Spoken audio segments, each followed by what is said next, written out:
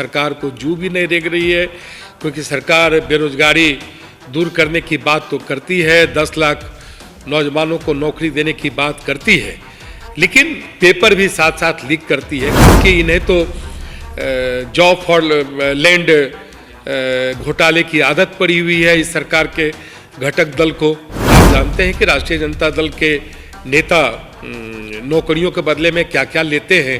राष्ट्रीय जनता दल के दबाव में ये जो दरोगा भर्ती के जो पेपर है जो लीक हुआ है उसको रद्द नहीं किया। बीते 17 दिसंबर को दरोगा बहाली को देखते हुए 2 पालियों में बिहार में परीक्षा ली जा रही थी। ऐसे में 6,60,000 से ऊपर अभ्यर्थी इस परीक्षा में शामिल हुए थे, लेकिन देखा जाए तो पेपर लीक की खबरें लगातार आने लगी और अभ्यर्थियों में आक्रोश देखने को मिलने लगा। ऐसे में अभी तक अभ्यर्थियों में आक्रोश है। पेपर लीक को लेकर कोई भी जानकारी अभी तक बिहार बीपीएसएससी के द्वारा नहीं दिया गया है। ऐसे में अभ्यर्थी साफ करते हुए नजर आ रहे हैं कि पेपर को कैंसिल अविलंब करवाना चाहिए। हमारे साथ बात करने के लिए बिहार के पूर्व उप मुख्यमंत्री रहे तारकिशोर प्रसाद हैं, जुड़ेंगे, बात करेंगे।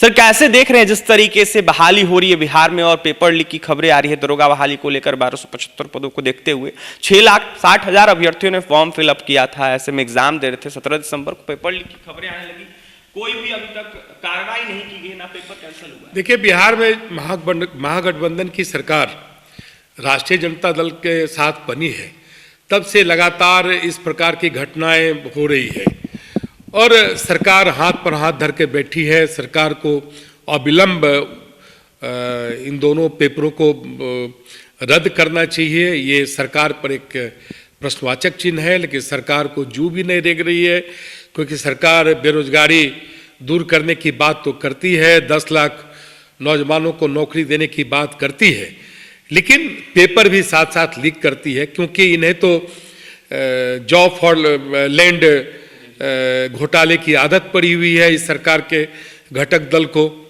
शुरू से ही आप जानते हैं कि राष्ट्रीय जनता दल के नेता नौकरियों के बदले में क्या क्या लेते हैं, तो मुझे लगता है कि राष्ट्रीय जनता दल के दबाव में ये जो दरोगा भर्ती के जो पेपर है जो लीक हुआ है उसको रद्द नहीं किया जाए। अभ्यर्थियों को बिहार में ठगने का काम किया जा रहा है। अरे देखिए, तो राष्ट्रीय जनता दल की सरकार आने के बाद तो इस प्रकार की चीज़ें आम हो गई है।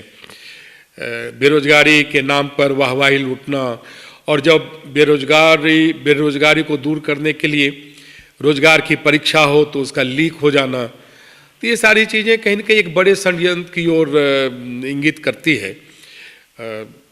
जांच की मांग करेंगे? नहीं, निश्चित तौर पर इन सारी चीज़ों की तो जांच होनी चाहिए, लेकिन दिक्कत क्या है ना कि जांच तो फिर वही सरकार करेगी जो सरकार चाहती है कि पेपर लीक हो। पेपर कैंसिल होना चाहिए? नहीं, निश्चित तौर पर पेपर रद्द होनी चाहिए।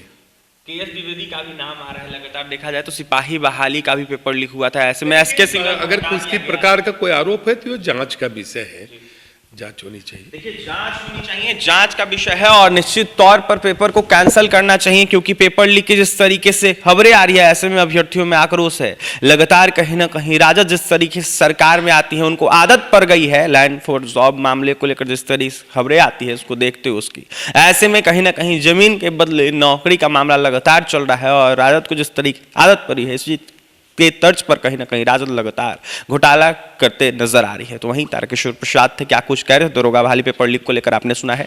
और भी तमाम खबरों के लिए NBC 24 के साथ बने रहे। इस वीडियो में इतना ही। पटना से सहयोगी अमित के साथ अभिषेक की रिपोर्ट।